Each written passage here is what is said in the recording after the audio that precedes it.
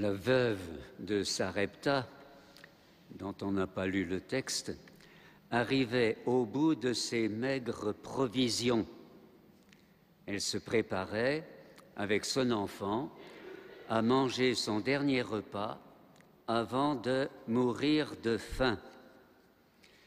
Et voilà qu'arrive le prophète Élie, qui lui parle comme si tout allait pour le mieux, dans le meilleur des mondes, qu'elle n'hésite pas à faire cuire son dernier pain pour le prophète, car désormais sa farine ne s'épuisera plus, son vase d'huile ne se videra plus, jusqu'au retour de la pluie.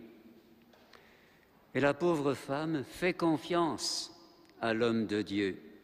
Elle ne discute pas, elle ne demande pas de garantie ou des pièces justificatives. Elle donne tout ce qui lui reste. Et sa récompense sera grande, elle ne manquera de rien jusqu'à la fin de la famine. Ceci se passait sous le règne d'Akab, près de 9 siècles avant Jésus-Christ.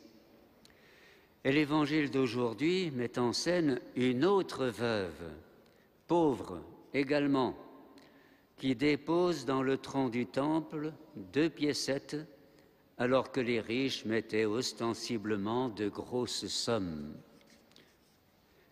Et Jésus, assis à la salle du trésor, en face, regarde la foule qui passe et il se met à louer cette pauvre femme en disant à ses disciples : « En vérité, je vous le dis, cette pauvre veuve a mis dans le tronc plus que tout le monde. » Et comme les apôtres devaient s'étonner de cette déclaration, Jésus s'explique. Les autres, ils ont pris sur leur superflu, tandis qu'elle, elle a pris sur son nécessaire. Elle a tout donné, tout ce qu'elle avait pour vivre. Jésus exalte donc la générosité de la pauvre veuve qui ne prétexte pas sa misère pour s'abstenir. Tout comme la veuve de Sarepta, la veuve de l'Évangile s'est privée du nécessaire pour faire son offrande. Et on peut penser que, devant cette confiance absolue, le Seigneur aura agi en sa faveur de la même manière que pour la veuve de Sarepta. Quant à la deuxième lecture, elle illustre et complète l'invitation pressante des 2 autres. Les 2 veuves ont tout donné ce qu'elles avaient, et le Christ, lui, va donner non seulement ce qu'il a, mais ce qu'il est. Il donne sa vie même, ce que chacun de nous a de plus précieux. Il offre sa vie, il offre ses souffrances, il offre sa mort. Il s'est livré entièrement pour nous. C'est donc un appel à la générosité que l'Église nous adresse aujourd'hui et surtout un appel au don de nous-mêmes. Nous pouvons donc nous interroger sur la manière dont nous consacrons notre vie au Seigneur. Il se pourrait que la part que nous consacrons à nous-mêmes soit plus importante que celle consacrée à Dieu. Nous nous activons plus ou moins à droite et à gauche pour des choses très secondaires et nous calculons notre temps avec parcimonie quand il s'agit de Dieu ou de notre attention aux autres. Alors que l'Esprit Saint nous aide à voir clair dans notre vie pour que nous soyons plus généreux dans notre manière de donner. Souvent, les hommes manquent de confiance en Dieu et au lieu de parler de sa providence, ils mettent en avant le hasard, la destinée.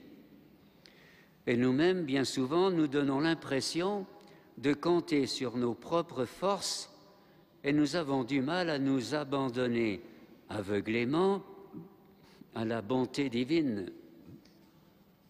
Cependant, Jésus a exhorté ses disciples à ne pas se préoccuper outre mesure de la nourriture ou du vêtement, puisque notre Père des cieux sait bien ce qui nous est nécessaire. Certes, nous devons faire chaque jour tout ce qui est dans nos possibilités, mais sans perdre de vue un instant que c'est Dieu qui nous fera réussir au-delà et d'une autre manière que ce que nous avions prévu. Les apôtres ont tout quitté pour suivre Jésus, et même leurs moyens d'existence, même leur métier. Ils ont quitté leur village, leur famille, leurs habitudes, et se sont donnés tout entiers au Christ qui les appelait.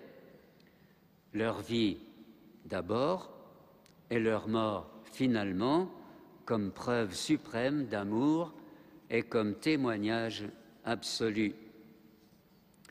Cherchez le royaume de Dieu et sa justice, dit encore Jésus, et tout le reste vous sera donné par surcroît. Nous calculons beaucoup trop avec Dieu. Nous manquons de générosité parce que nous manquons de confiance. Nous manquons de confiance parce que nous manquons d'amour. Nous manquons d'amour parce que nous manquons de foi. Tout se tient. Concluons avec le Saint-Évêque de Nol, Saint Paulin. Prêtons donc au Seigneur les biens qu'il nous a donnés. Nous ne possédons en effet rien qui ne soit don du Seigneur. Nous sommes non seulement créés, mais aussi rachetés par Dieu. Alors rendons au Seigneur ce qu'il nous a donné, donnons avec joie de nos biens, de notre temps, de notre personne, et nous recevrons avec allégresse les présents du Seigneur, sa grâce et son amour. Amen.